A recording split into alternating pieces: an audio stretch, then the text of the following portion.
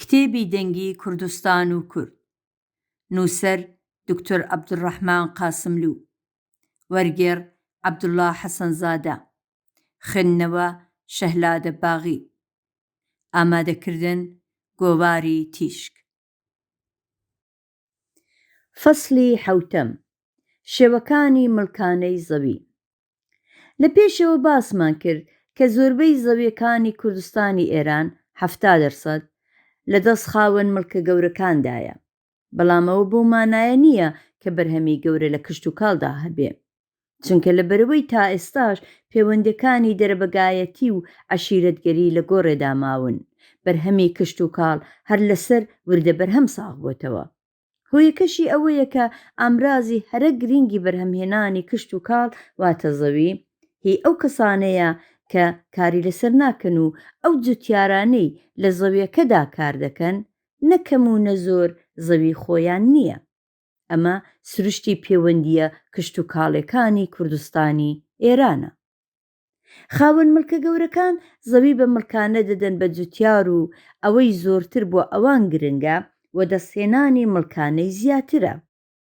بەشی زۆری ئەو خاوەن مڵکانە لە شار دەژین و هیچ گوێ نادەنە باری بەرهەمهێنان، واتە هیچ دراو لە زەویەکانیان خەرج ناکەن و جوتیار ناچارە بۆ خۆی جووت و ئامرازی جووتکردن دابین بکە. زۆربەی زەویەکان بەم چەشنە ڕەنێو دەهێنرێن. جوتیار مڵکانەی بە شتومەک دەدا بە خاوەن مڵک و چەندین سەدەیە ئەو شێوە چەوساندنەوەیە لە کوردستان باوە. جۆرێکی تری مڵکانە ئەوەیە کە جوتیار کار بۆ خاوەن مڵک دەکا. ئەو شێوەیەش زۆر دەبینرێ، بەڵام لە کوردستان بەو شێوە کلاسیکە نییە کە جوتیار لە هەفتەدا چەند ڕۆژ لە زەویەکەی خۆیدا کار بکا و ئەوەکەی تری لە زەوی دەرەبەکدا خەریکی کار بێ. چونکە وا هەیە لە کوردستان جوتیار کاری کشت و کاڵی بۆ خاوەن مڵک ناکا، بەڵکو وێڕای مڵکانەی بە شتومەک هێندێک کاروباری دیکە بۆ ئاغا بەجێ دەگەیەنێ. هەرچەند مڵکانەی بە شتومەک لە هەموو شێوەکانی مڵکانە زیاتر بڵاو بۆتەوە، بەڵام دیسان تا ڕادەیەک پاشماوەی شێوەی کۆن یانی مڵکانەی بەکار یا بێگاریشی لەگەڵا، جا خاوەن مڵک دەوڵەت بێ یان یەکێکی تر مەسەلەکە هەروەک خۆیەتی.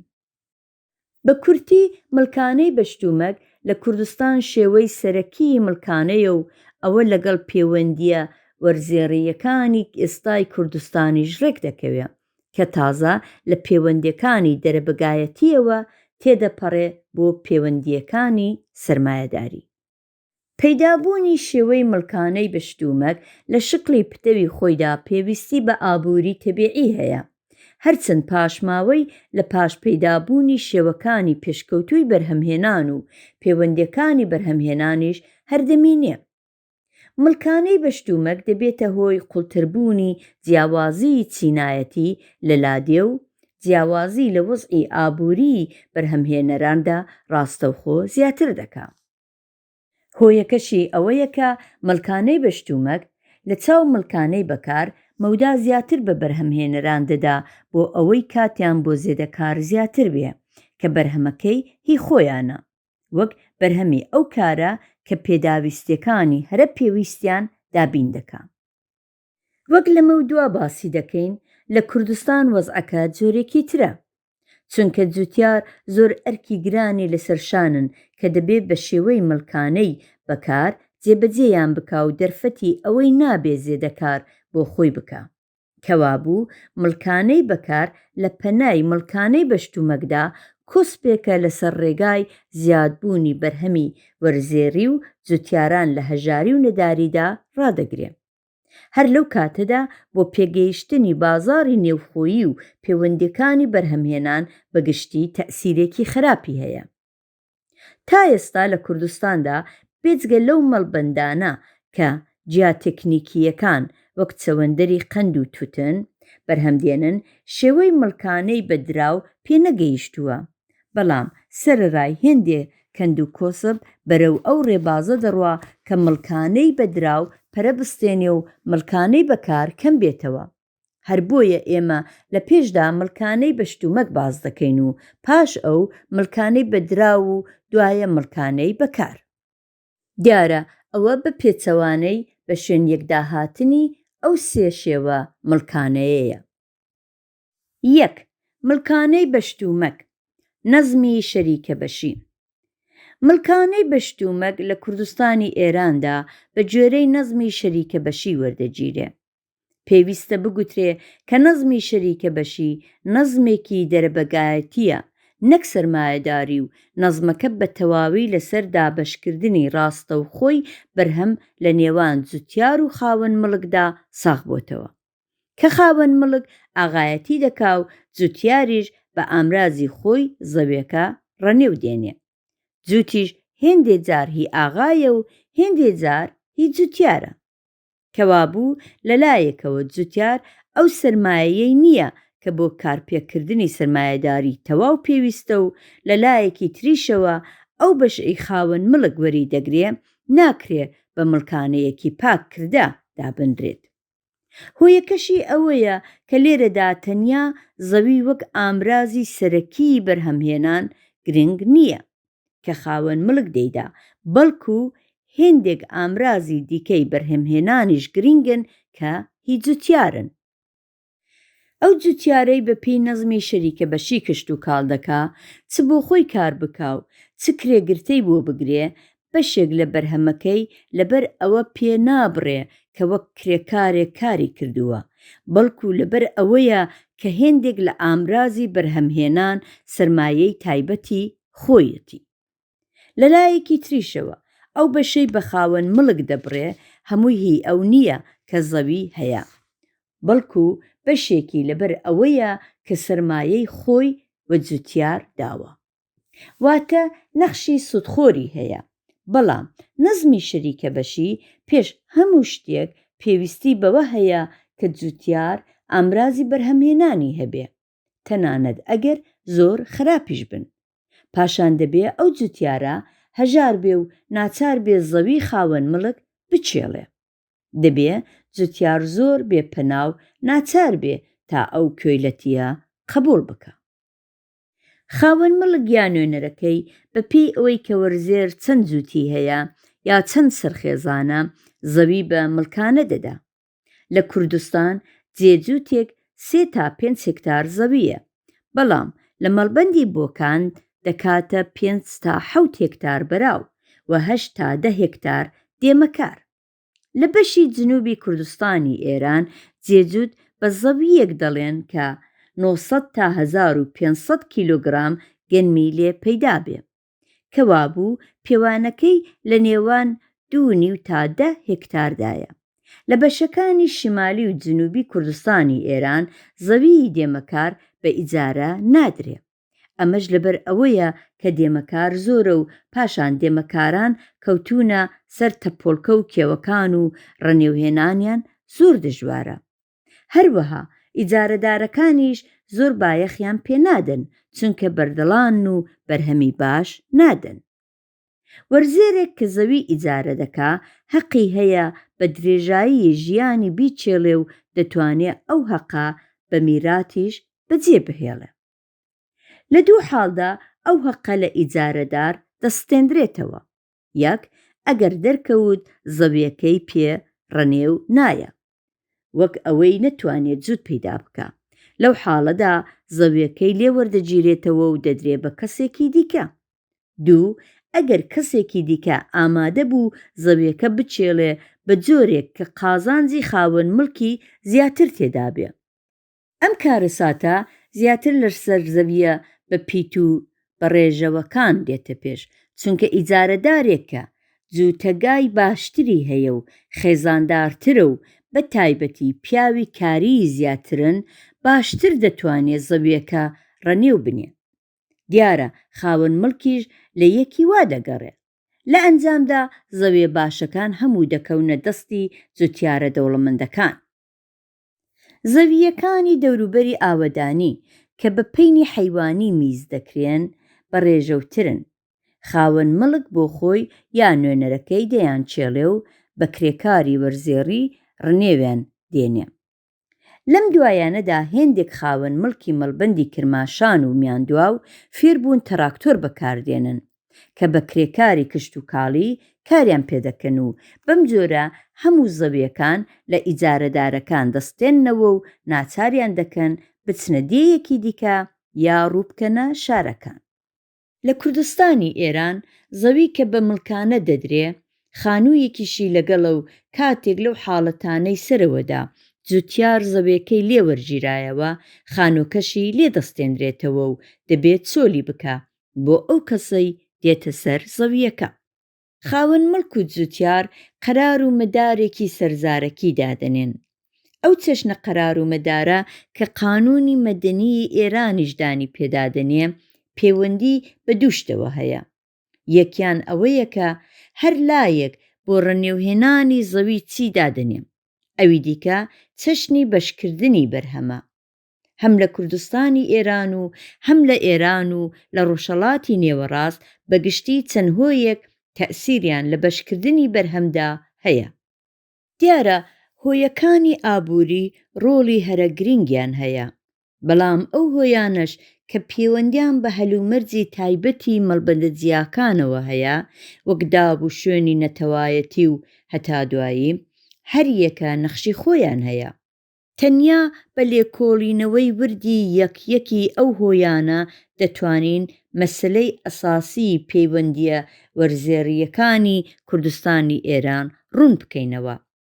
ئەویش بریتیە لە مەسەلەی مڵکانەی بەشتومەک کە شێوەی سەرەکی چەوساندنەوەی ملیۆنها جوتیاری بێزەویە. ئێمە لە 5 هۆی ئەساسی دەکۆڵینەوە کە بریتین لە زەوی، ئاو، جووت، تۆ و کار. دەبێت لە پێشدا ئەوەش بڵێن کە مەبەستی ئێمە ئەوە نییە وەک زۆربەی نووسەرە ئێرانی و بێگانەکان بایەخێکی بێ ئەملا و ئەولا بدەین بەو 5 هۆیە کە لە نەزمی شەریکە بەشیدا نەخشێکی دیاریان هەیە، بەڵام بە هەڵەش دەزانین کە بایەخی ئەوانە کەم بکەینەوە یان لە بیریان بەرینەوە، چونکە هیچ گومانی تێدا نییە کە لە کوردستانی ئێران ئەساسی دابەشکردنی بەرهەم لەسەر ئەو 5 هۆیە دانراوە. واتە بەرهەم بەپێی ئەو چەند هۆیەش بەش دەکرێ و هەر کەسە بە جۆرەی ئەو هۆیانە کە لە کاروباری کشت و کاڵدا وەکاری خستوون بەشی خۆی لە بەرهەم وەردەگرێ. شتێکی ڕوونە کە زەوی بە یەکێک لەو 5 هۆیە دادەنرێ و بەپێی ئەو باسەی لەبارەی ئاوەدێریەوە کرا دەردەکەوێت کە ئاویش بۆ زەویە بەراوەکان ئەوەندەی زەوی گرنگە. دیارە ئەو بایەخە بۆ کاریش دەبێت دابنین کە لە بەرهەمهێناندا بەشی هەرە گرنگی ئیجارەدارە. خۆ دیارە جووتیش بە یەکێک لەو هۆیانە دەژمێردرێ، بە تایبەتی ئەگەر هەژاری و نەداری جووتیارەکان لەبەرچاو بگرین کە جووت سامانی سەرەکیانە. پێویستە ئەوەش بگوترێ کە ئامرازی کشت و کاڵیش هەر لەگەڵ جووت حیسابن. دیارە بۆ جووتیارێکی هەژار ئەو ئامرازانش زۆر گرنگن، چونکە هەرچەندە لە چاو تکنیکی تازە لە ڕاددە بەدەر سەرەتایین، بەڵام تەنیا وەسیلەی زەوی چێڵانی جووتیارانن. دانانی تۆ بە یەکێک لەو 5 هۆ ئەساسیە زیاتر پێویستی بەڕوونکردنەوە هەیە. وەک لە مەودوا دەبینین ناکرێ بە تایبەتی لە بەرهەمە تەکنیکیەکاندا بە کۆیەکانی دیکە بە گرنگی دابنین، بەڵام لەگەڵ ئەوەشدا پێویستە ئەهەمیەتی تۆ لە کوردستانی ئێراندا باز بکەین، چونکە بەرهەمی زەوی بە گوێرەی پێوانەکەی حیساب ناکرێ، بەڵکو بە گوێرەی بنەتۆ حیساب دەکرێت. زەوی تێگڕا 5 تا 7 هێندەی بنەتۆ بەرهەمی هەیە. بەم جۆرە ئەگەر بەرهەمی هێکتارێک زەوی 840 چیلۆ گەنم بێ، بەرهەمی 3 هێکتار 2520 چیلۆیە کە لەوە 360 تا 504 چیلۆ بنەتۆوە، واتە 1/5 یان 1/7 تەواوی بەرهەمەکە. گەنم بە زۆری لە پاییزێدا دەچێندرێ، وادا بنین کە جووتیارێک 2/3 بەرهەم وەردەگرێ، واتە 1880 چیلۆ. ئەگەر ئەو جووتیارە 5 یا 7 بەرهەمەکەی بۆ بنەتۆوی ساڵی داهاتوو دابنێ دەبێت دەست لە 20 تا 30% بەشەکەی خۆی هەڵبگرێ کەوابوو هەرگیز ناتوانێت بنەتۆوەکەی دابین بکە. چونکە گەنمەکەی هەر بەشی نانی 6 مانگی دەکاو بۆ ئەوەی لە ماوەکەی تردا برسی نەبێ دەبێ بۆ بەڕێوەچوونی خۆی قەرز بکە. بێجگەلەوە لە کوردستانی ئێران جۆرە گەنمێک هەیە بەهاران دەکرێ بەهارو واتە ڕاست لەو کاتەدا کە جوتیار زەوەڕی لێبڕاوە و نانی خۆشی نییە. وەک لە مەودواش دەبینین ئەگەر زەویەکەی باش و بەڕێژە و بێ خاوەن مڵک تۆوی دەداتێ و ئەگەر خراپ بێ نایدا. لێرەدا گرنگبوونی تۆ دەردەکەوێ کە زۆر وەخت دێتە ڕیزی چارهۆیەکەی تر. جاری واشەیە لە هەمووان گرنگترە. ئێستا دێینە سەر باسی چەشنی دابەشکردنی بەرهەم لە نێوان خاوەن مڵک و جوتیار لە ناوچە جیاوازەکانی کوردستانی ئێراندا.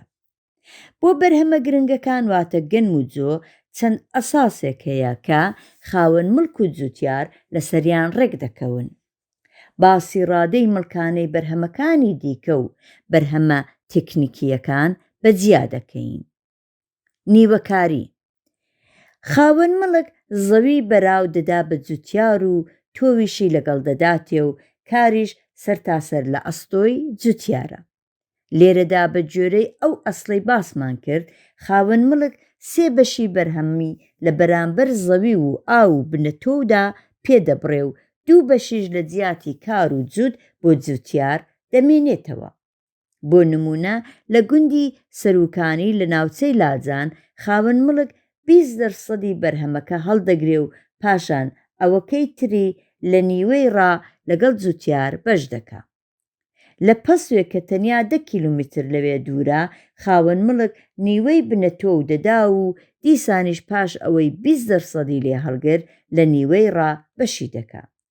ئەمەش مانای ئەوەیە کە مڵکانە لەم گوندەدا زیاترە. هۆیەکەشی ئەوەیە کە خاکی پەسوێ لە هی سەرۆکانی بەڕێژەوترە. بێجگەلەوەش گوندەکە هی سەرۆک عەشیرەتی مامەشە کە گەورەترین دەرەبەگی ئەو مەڵبەندەیە. لە ناوچەی سنەش لە مەڵبەندەکانی نزیک شار خاوەن مڵک نیوەی بەرهەم دەستێنێ. لە گوندی کووکێ و قاسملوو لە ناوچەی ورمێ خاوەن مڵک نیوەی بنەتۆ دەدا و نیوەی بەرهەمیش دەستێنێ. ئەگەر خاوەن مڵک لەم مەڵبەندەدا هەموو بنەتۆوەکە بدا 2 بەشی بەرهەم وەردەگرێ. نیوەکاری زیاتر لە زەویە بەراو و بەڕێژەوەکاندا هەیە. 3 بەری لێرەدا زەوی و ئاو و جووت و تۆ لەسەر خاوەن مڵکە و کاریش لەسەر جوتیارە و لەسەر خەرمان بەرهەمەکە دەکرێتە 3 بەش. 2 بەشی بۆ خاوەن مڵک و بەشێک بۆ جوتیار. ئەو دابوو شوێنە لە گوندی چیانە لە مەڵبەندی سندوس هەیە. جوتیار لێرەدا تەنیا کرێکارێکی کشت و کاڵیە کە بۆ خۆی خاوەنی هیچ شتێک نییە و لە زەوی خاوەن مڵکدا ڕەنج دەکێشێ و منداڵ و خێزانەکەشی یارمەتی دەدەن. ئەو دابە بە شێوەیەکی کەم لە هەموو مەڵبەندەکاندا هەیە، بەڵام لەو جێیانەی کە جووتبەندە زۆرە ئەم شێوەیە کەمە. بەکارهێنانی ئەو شێوەیە بە مەیلی خاوەن مڵکەوە بەستراوەتەوە و لە زەوی خاوەن مڵکە گەورەکاندا کەمتر دەبینرێ. پێویستە بگوترێ کە ئەو شێوە مڵکانەی بەشتومەکە هەمیشە و تەنانەت لە یەک ئاوایشدا لەگەڵ شێوەکانی تردا دەبینرێ. 3 خاوەن مڵک لێرەدا ئاو و زەوی لەسەرە و 3 بەرهەم وەردەگرێ. وەک لە زیندەشت لە مەڵبەندی سڵماس باوە. لە مەڵبەندی مەهاباد هێندێ وەخت تەنیا 30% بەرهەم وەردەگرێ نەک 3 هەروەک لە مڵکی عەشیرەتی قەرەپەپاخ لە مەڵبەندی سندوس باوە. هۆی نزمبوونی بەشی خاوەن مڵک لێرەدا بەهێزی پەیوەندیەکانی عەشیرەتگەریە، چونکە قەرەپەپاغەکان لەبەر ئەوەی تەنیا عەشیرەتی شیعەی ئازەربایجانین لەو مەڵبەندە و چواردەوریان عەشیرەتی کوردی سوننین هەستی پشتگیری یەکتریان لە نێودا زۆرە. لە جنوبی کوردستان واتە لە مەڵبەندی کرماشان جوتیار یەک لەسەر سێی بەرهەم وەردەگرێ و کاریش هەمووی لەسەر ئەوە. 2 خاوەن مڵک لێرەدا ئاو و زەوی دەدا و 20% بەرهەم وەردەگرێ. ئەو جۆرە دابەشکردنە لە ناوچەی سنە و لە مەڵبەندە شیمالیەکان بە زۆری هەیە، هەروەک گوندی سەرۆکانی لە مەڵبەندی لاجان کە تازە باسمان کرد. بەڵام لەو ساڵانەدا کە ئاویش نییە، خاوەن مڵک پێنجیەکی خۆی هەردەستێنێ. بەرهەمی دێمەکاریش لە کوردستان هەر بەو جۆرە بەش دەکرێ. بۆ نمونە لە دەشتەبێڵ لە ناوچەی ورمێ خاوەن مڵک پێنجیەکی بەرهەم دەستێنێ، بەڵام کشت و کاڵ لەو مەڵبەندە لە پلەی دووهەمدایە و ئاژەڵداری لە پلەی یەکەمدا. وا هەیە خاوەن مڵک لە پێنجیەکیش کەمتر وەردەگرێ و وەک لە ژاوەرۆ لە نزیک سنە کە تەنیا 2/15 وەردەگرێ، واتە کەمتر لە 5 چونکە خاکەکەی بەردەڵانە و ڕێژەوی زۆر نییە. بەم جۆرە نەزمی دەودو زیاتر لەو مەڵبەندانەدا کە خاکەکەیان بە ڕێژەوە و لەو شوێنانە کە ئاژەڵداریان تێدا هەیە باوە. لە زۆربەی ئەو مەڵبەندانەدا بەرهەم لە 5 تا 6 هێندەی بنەتۆ و تێ ناپەڕێ. برنج لە برنجاندندا خاوەن مڵک زەوی و ئاو و تۆوی لەسەرە و بەرهەمیش بە نیوەیی بەش دەکرێ. بەڵام لە هێندێک شوێن وەک نەڵۆز لە مەڵبەندی لاجان خاوەن مڵک 20% بەرهەمەکە بۆ خۆی هەڵدەگرێ و پاشان ئەوەکەی دیکە لەگەڵ جوتیار بەش دەکا. لە برنجاندندا کە پێویستی بە ئاو و کار کەمترە، ئەو 5 هۆیەی باسمان کردن حیسابێکی ورتریان لەسەر دەکرێ، بۆیە بە کەمی ڕێدەکەوێ وەک لە قسری شیرین کە جوتیار 2/3 بەرهەم وەربگرێ. لەم حاڵەدا هەموو خەرجی کشت و کاڵ بە بنەتۆویشەوە لەسەر جوتیارە. ئەم شێوە بەرهەم دابەشکردنە لە هەموو ناوچەکانی کوردستانی ئێران بە تایبەتی لە مەڵبەندە شیمالیەکاندا باوە.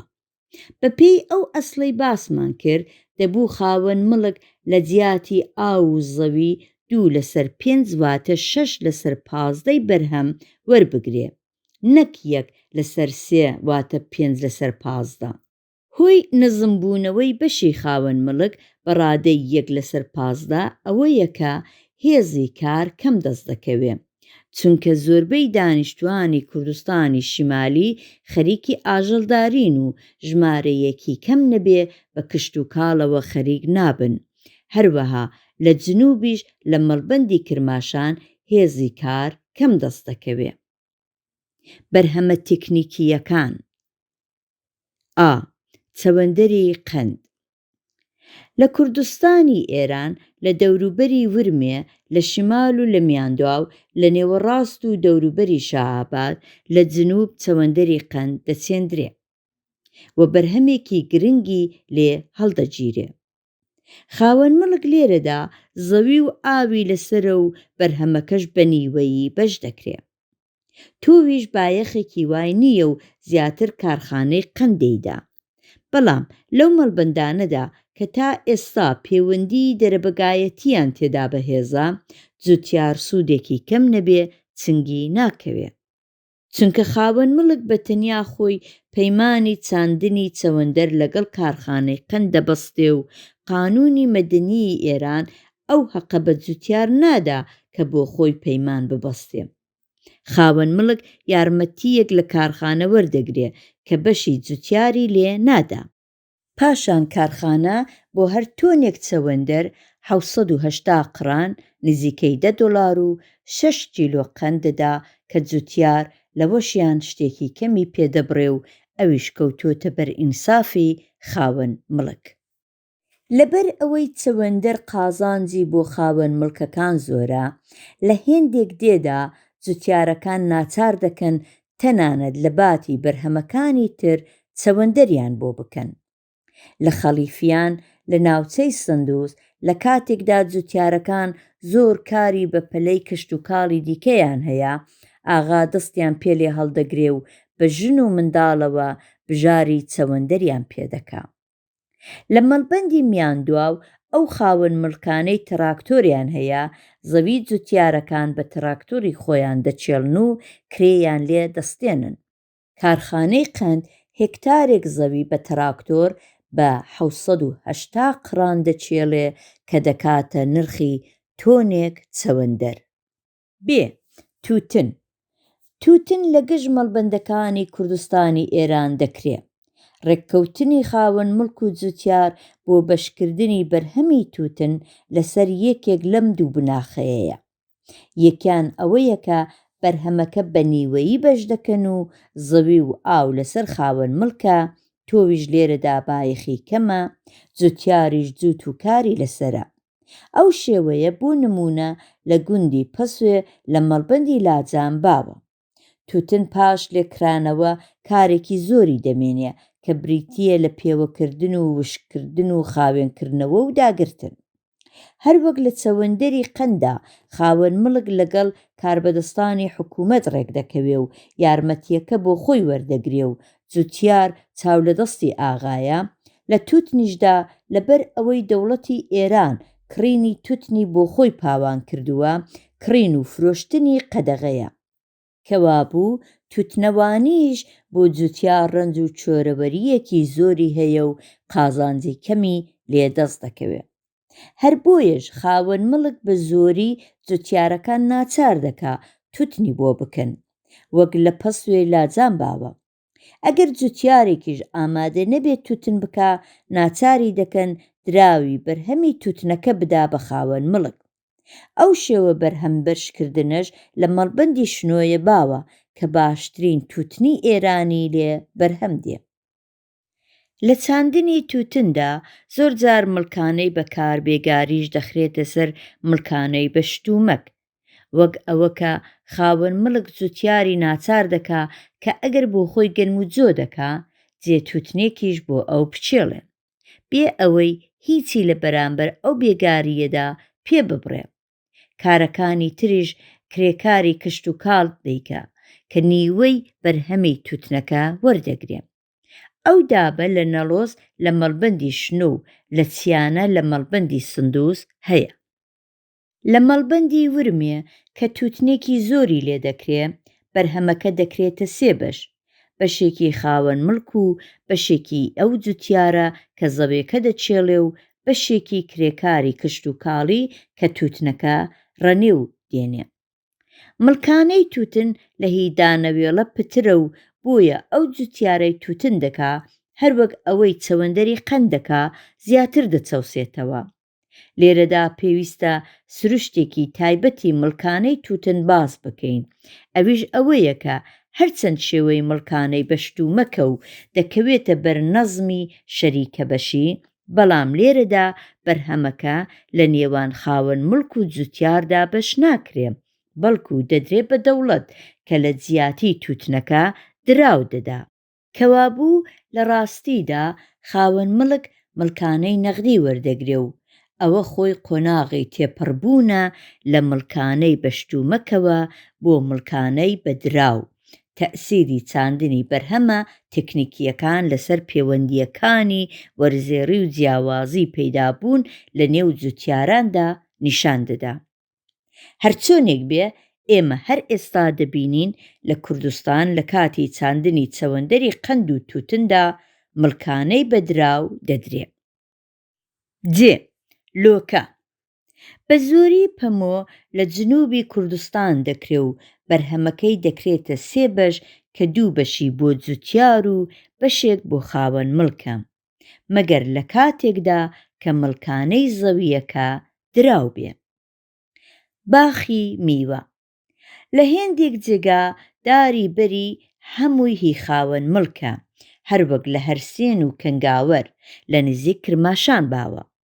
ئەگەر دارەکان هیچ جوتیاریش بن، وەک لە مەڵبەندی مەهاباد باوە، دەبێ مڵکانەی زەویەکە بدا بە خاوەن مڵک کە بریتیە لە 120 بەرهەم. وا هەیە خاوەن مڵک باخی میوە بەکرێ دەداتە باخەوان. لە حەسەناوای سنا باخەوان سێیەکی بەرهەم وەردەگرێ و دوو بەشی هی خاوەن مڵکە. لە مەڵبەندی پشتکۆش داری بێبەر وەک بی و سپیدار بە سێیەک بەش دەکرێ، دوو بەشی جوتیار و بەشێکی خاوەن مڵک. لە هێندێک مەڵبەندا جوتیار هیچ حەقێکی لە دار و درەختدا نییە، تەنانەت ئەگەر بەدەستی خۆشی نێژرابێ. هەر لەبەر ئەوەشە کە لە کوردستان لێڕەواری دەستنێژ کەمە. لێڕەواری تەبیعیش کە لە کوردستان زۆرە، هەموو کەس دەتوانێت بە ئازادی بۆ سوتاندن یان خواردنی میوەکەی کەڵکی لێوەربگرێت. لە هێندێک مەڵبەندی تردا جوتیار حەقی دیاریکراوی لەو دار و باخاتەدا هەیە کە بۆ خۆی ناشتوویەتی، بەڵام ناتوانێت لە خاوەن مڵک بەولاوە بە کەسی بفرۆشێ و هەر کاتێک ویستی لەو دێیە بڕوا دەبێ یان دەست لە حەقی خۆی هەڵبگرێ یان بە نرخێکی کەم بە خاوەن مڵکی بفرۆشێ. ئەمەش مانای ئەوەیە کە جوتیار بەهۆی ئەو حەقەوە بە گوندەکەوە بەستراوەتەوە و لە ڕاستیدا ئازادی ماڵبارکردنی نییە. لە ناوچەی ورمێ جوتیار لە ناشتنی داری بێبەر کە بەشی زۆری سپیدارە نیوەی بەرهەمی پێدەبڕێ. هەر بۆیەش زۆربەی لێڕەوارە دەستنێژەکان لەو مەڵبەندەیە. لە شیمالی کوردستان تەڕەکاری وەک خەیار و ترۆزی و شووتی و کاڵەک و سەوزی بە نیوەیی بەش دەکرێ و بەڵام لە جنوبی کوردستان بۆ وێنە ساڵی 1949 بەرهەمەکە دەکرا بە سێ بەش، دوو بەشی بۆ خاوەن مڵک و بەشێکی بۆ بێستانەوان. هۆیەکانی تری بەشکردنی بەرهەم. لە پێشەوە گوتمان کە شێوەی سەرەکی مڵکانەی بەشتومەک لە کوردستانی ئێران نەزمی شەریکە بەشیە و گرنگبوونی پێنج هۆیەکەشمان لە هەموو شێوەکانی بەشکردنی بەرهەمدا ڕوون کردەوە. بەڵام بێجگە لەوانەش هێندێک هۆی دیکە هەن کە تەئسیریان لەسەر چەشنی بەشکردنی بەرهەم هەیە. یەکەمیان ڕێژەوی زەویە، چونکە هەرچی زەوی باشتر بێ و بەرهەمی زۆرتر لێدەستکەوێ بەشی خاوەن مڵک زیاترە. بەڵام لەو مەڵبەندانەدا کە خاکەکەیان باش نییە و جوتیار بە ڕەنج و چۆرەوەریەکی زۆر نەبێ ناتوانێت بەرهەمێکی زۆر پەیدا بکا، خاوەن مڵک ناچارە بە بەشێکی کەمتر ڕازی بێ. هۆیەکی تری کەمی و زۆری کرێکاری کشت و کاڵیە، چونکە هەر ئەندازە ژمارەی کرێکارانی کشت و کاڵی لە چاو زەویە بەراوەکان زیاتر بێ، بەشی خاوەن مڵک دەچێتە سەر و هەرچی کەمتر بێ دێتە خوار. ئەمجار لەو شوێنانەش کە زۆربەی دانیشتوان خەریکی ئاژەڵدارین، بەشی خاوەن مڵک لە بەرهەمی کشت و کاڵ کەمترە. لە پێشەوە گرنگبوونی ڕایەڵەی ئاودێریمان باس کرد. جا خاوەن مڵک کاتێک دەتوانێت ئاو بە یەکێک لەو پێنج هۆیە دابنێ کە دەستەبەر بێ، ساڵانی وشکە ساڵیش زەویەکەی بێ ئاو نەبێ، ئەگەرنا ناتوانێت ئەو بایەخە بۆ ئاو دابنێ کە بیهێنێتە ڕیزی هۆیەکانی تر. کاتێک زەویەکە بە ڕێژە و بێ و ڕایەڵەی ئاوەدێری باشیشی هەبێ و هێزی کاریش زۆر بێ، خاوەن مڵک هەوڵ دەدا بۆ خۆی بنەتۆوەکەش بدا و ئەگەر نیوە تۆ بدا نیوەی بەرهەم وەردەگرێ و ئەگەر هەموو بنەتۆوەکە بۆ خۆی بیدا 3/5 بەرهەمی دەست دەکەوێ. دیارە حیسبای خاوەن مڵک ڕاستە و لەسەر تاقیکردنەوە دانراوە. ئێمە بۆ نمونە خاوەن مڵکێک لە بەرچاو دەگرین کە دوو پارچە زەوی هەیە ئا بێ کە یەکەمیان 1/4 دەبڕێ و دووهەمیان چونکە بە ڕێژەوترا 1/10. ئەوە نیشان دەدا کە خاوەن مڵک ئەگەر بۆ زەویەکی خراپ بنەتۆ بدا تەنیا 10 چیلۆی زیاتر دەست دەکەوێ. خۆ ئەگەر حیسابی ئەوەش بکەین کە زۆر چەشنە فەتای تەبیعیش هەڕەشە لە بەرهەم دەکەن، باشتر بۆمان دەردەکەوێ کە بۆچی خاوەن مڵک حەز ناکا بنەتۆوی ئەو چەشنە زەویانە بدا. بێجگە لەوەش خاوەن مڵک 150 چیلۆ گەنمی بۆ دەمێنێتەوە بۆ بەهارێ کە جوتیار برسی و نەدارە و دەتوانێت ئەو 150 چیلۆ گەنمەی بە قەرزی سەرخەرمان بداتێ بە 200 چیلۆ یان زیاتر. کەوابوو خاوەن مڵک ئەگەر بنەتۆوەکە نەدا لەوێ 200 چیلۆ مڵکانەی زەوی وەردەگرێ و لێرەش 50 چیلۆ سوودی قەرزەکە. لە کاتێکدا ئەگەر بنەتۆوەکە خۆی بیدا تەنیا 210 چیلۆی بە ناوی مڵکانە دەست دەکەوێت. ئەم حیسابە بۆمان دەردەخا کە بۆچی خاوەن مڵک پێی خۆشە بنەتۆوی زەویە باشەکان لەسەر خۆی بێ، چونکە بەشی ئەو 250 چیلۆ فەرق دەکا، یعنی ئەگەر بنەتۆوەکە بۆ خۆی بیدا 150 لەوەی زیاتر دەست دەکەوێ کە بنەتۆوەکەی نەدا. ئەو پێش باسی ئەوەشمان کرد کە دووری زەویەکە لە شار و بازار بە شێوەیەکی گشتی تەئسیر دەکاتە سەر چەشنی دابەشکردنی بەرهەم لە نێوان جوتیار و خاوەن مڵکدا. یعنی هەتا زەویەکە لە شار دوور بێ بەشی خاوەن مڵک کەمترە و هەتا نزیکتر بێ زیاترە. کەوابوو لە چوارچێوەی نەزمی شەریکە بەشیدا خاوەن مڵکە بێجگە لە مڵکانەی ئەسڵی چەند چەشنە مڵکانەیەکی تریشی بە گوێرەی هەلومەرجی زەویەکە وەردەگرێت. لە بەرهەمە تێکنیکیەکاندا وەک تووتن و چەوەندەری قەند خاوەن مڵک دەتوانێت بە زۆر چەشنە فێڵ و تەڵەکە بەشی خۆی زیاتر بکە. وەک لە پێشەوە گوتمان ئەو جوتیارانەی تووتن و چەوەندەر دەکەن بە توندترین شێوە دەچەوسێنەوە. هێندێک جار بەشی جوتیار لە بەرهەمی دانەوێڵەش لەو بەشە دەبەسترێ کە لە بەرهەمە تێکنیکیەکان دەست دەکەوێت. بۆ وێنە خاوەن مڵک بەڵێن دەدا لە زەوی بەراویش هەر سێیەکی لێ بستێنێ، بەو شەرتە جوتیار تووتنی بۆ بکە کە دوو بەشی بە خاوەن مڵک دەبڕێ. بێجگە لەوانەش پێویستە دابوو شوێنی ناوچەکان و پەیوەندیەکانی عەشیرەتگەری و هەتا دوایی لە بەشکردنی بەرهەم لەسەر بنچینەی شەریکە بەشیدا لەبەرچاو بگرین. ئەم دابوو شوێنانە زیاتر قازانجی خاوەن مڵک دەپارێزن، بەڵام هێندێک جاریش ڕێدەکەوێ خزمەتی قازانجی جوتیارەکان بکەن، بە تایبەتی لەو کاتەدا کە ئەساسی بەرابەری لە گۆڕێدا مابێ. لە هێندێک لەو مەڵبەندانە کە جوتیارەکان زەوی خۆیان هەیە، وەک بانە لە سنووری عێراق دابوایە کە 10% بەرهەمی خۆیان بدەن بە خان. ئەو دابە لە مەڵبەندە دوورکەوتووەکاندا نەبێ نابینرێ. لە هێندێک شوێنی دیکە جوتیار هەرچەند خاوەنی زەوی خۆیەتی ناچار دەکرێت شتێک بدا بە ئاغادێ، بەڵام ئەوە ئیتر وەک بەشێک لە بەرهەم نییە.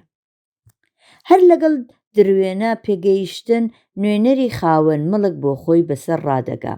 کاتێک خرمانیش سوور بوو بەرهەم لە پێش چاوی خەڵک بە بەشداری جوتیار و نوێنەری خاوەن مڵک بەش دەکرێ. لە هێندێک مەڵبەند وەک سندوس و مەهاباد بۆ چاوەدێری بەشکردنی بەرهەم سەرکار دیاری دەکرێ.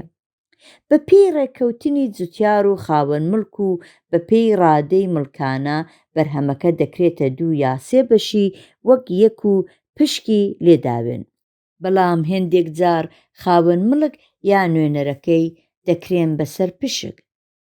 زۆر وا هەیە ڕۆژی خەرمان هەڵگرتن جوتیار دەبێ میوانداریەکی باش بۆ خاوەن مڵک و نوێنەرەکەی و ژمارەیەکی زۆر لە خەڵکی ئاوایی بکە کە بەشداری خەرمان هەڵگرتنەکە بوون. 2. مڵکانەی بەدراو. لە پێشدا گوتمان کە مڵکانەی بەدراو لە کوردستانی ئێران تا ئێستاش بە تەواوی پەرەی نەگرتووە، بەڵام زۆر بە توندی دەچێتە پێش و بەرەبەرە جێگای مڵکانەی بەشتومەک دەگرێتەوە. مڵکانەی بەدراو لەسەر شێوەی سەرمایەداری ساغ نەبووتەوە کە لەوێدا سێ چینی جیاوازی خاوەن مڵک و سەرمایەدار و کرێکار لە کشت و کاڵدا کار دەکەن، بەڵکو ئەو مڵکانە بەدراوە. مڵکانەیەکی زەویە کە بناخەکەی تەنیا گۆڕانێکە کە بەسەر مڵکانەی بەشتومەکدا دێ، هەروەک ئەو شێوەیە گۆڕانێکە کە بەسەر مڵکانەی بەکاردا دێ. ئەم مڵکانەیە کە وەرزێر پاش فرۆشتنی بەرهەم بەدراو دەیدا بە خاوەن مڵک، تایبەتی سەردەمی تێکچوونی دەرەبەگی و پێکهاتنی پەیوەندیەکانی سەرمایەداریە. لەبارەی ئەو مڵکانە بەدراوەوە کە لە کوردستانی ئێراندا باوە، پێویستە ئەم سروشتانەی خوارەوە باس بکەین. یەکەم، مڵکانەی بەدراو، وێڕای، مڵکانەی بەشتومەک و مڵکانەی بەکار لە گۆڕێدایە و زیاتر وەک تەکمیلی ئەوەکانی ترە. دووهەم، ئەو شێوەیە لە بەرهەمە سەرەکیەکاندا وەک دانەوێڵە نابینرێ کە تا ئێستاش نەزمی شەریکە بەشی وەک شێوەی مڵکانەی بەشتومەک شێوەی هەرە گرنگی مڵکانەیە. مڵکانەی بەدراو زیاتر لە بەرهەمە تکنیکیەکان و بێستانەوانیدا هەیە و زۆر وا هەیە لە ئاژەڵداریشدا دەبینرێ.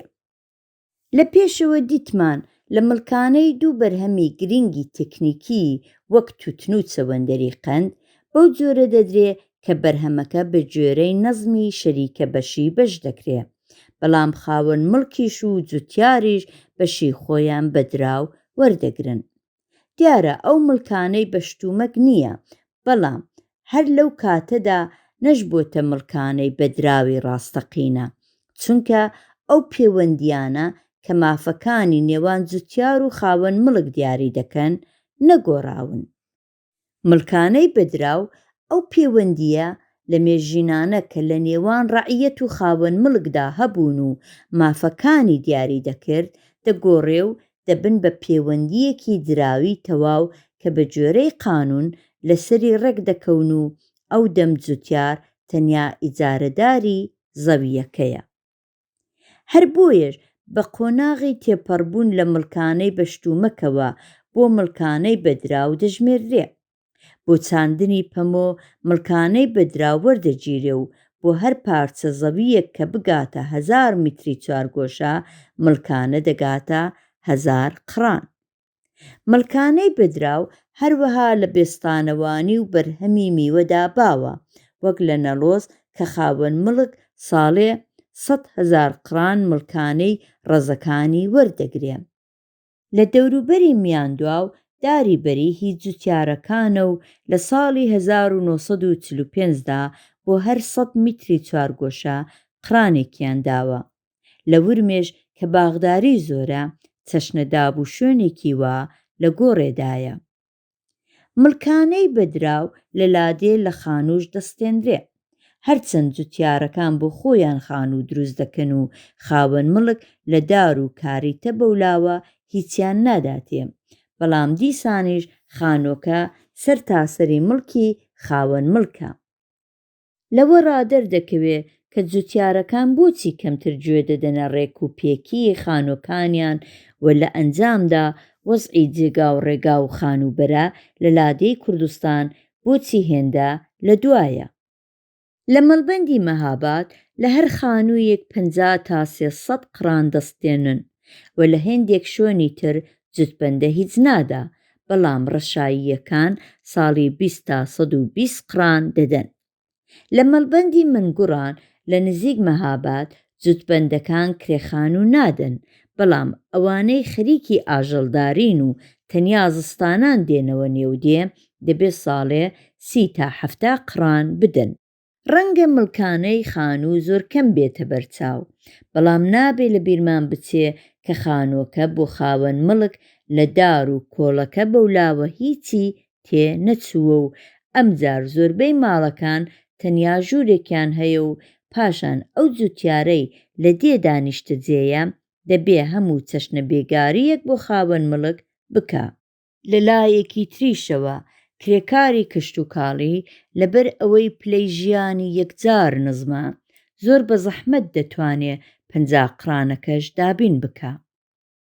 مڵکانەی دوکانەکانی لادێ زۆر گرانە، لە پەسوێ ساڵێ دەگاتە 15,000 قڕان و لە قەڵاتان دەگاتە 10,000 قڕان و لە خەلیفەلیان 20,000 قڕان. خاوەن مڵکەکان سەدان دوکانیان لە بۆکان و سندووس هەیە، چەند ساڵ لەمەوبەر ژمارەی دانیشتوانی بۆکان تەنیا 3000 کەس بوو، بەڵام 300 دوکانی لێبوو کە ئەوانیش و خانۆکانیش هەمویان مڵکی دەرەبەگەکانی تایفەی ئیلخانی بوون. لە سندووسیش وەزعەکە هەر بەو جۆرەیە.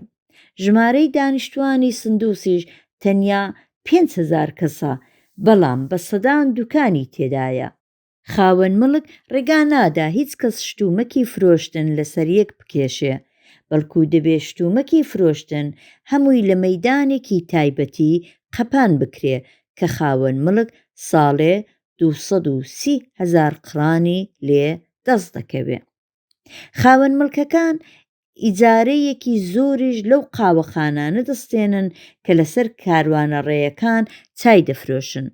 بۆ نمونە ئاغای دێبۆکردن لە نزیک مەهاباد لە 2 قاوەخانەی وا ساڵێ زیاتر لە 7,000 قڕان وەردەگرێ.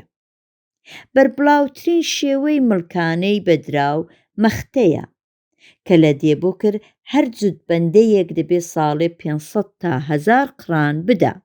لە هێندێک مەڵبەند مەختە لە جووت دەسێندرێ، واتە کەسێک 2 جووتی هەبێ دەبێ 2 مەختە بدا. مڵکانەی بەدراو لێرەدا سەرەڕای مڵکانەی بەشتومەک وەردەگیرێ. ساڵی 1945 لە کەنگاوەر لە ناوچەی پشتکۆ مەختە گەیشتۆتە 3 کیلۆ ڕۆن و 3 مریشک و 200 قڕان و لە حەسەناوای نزیک سنا گەیشتۆتە 1.5 کیلۆ ڕۆن و 4 مریشک و 100 قڕان.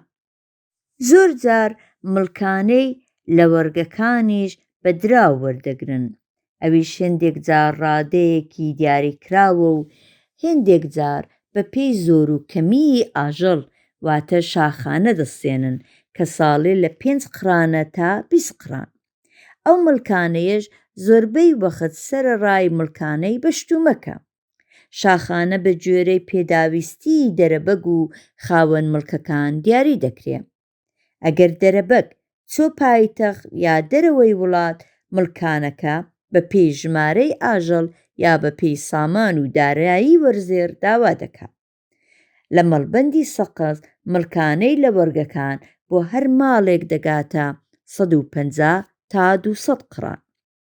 وەک لە پێشەوە گوتمان، مڵکانەی بەدراو نیشانەی لە نێوچوونی دەرەبەگایەتی و پێگەیشتنی پەیوەندیەکانی سەرمایەداریە.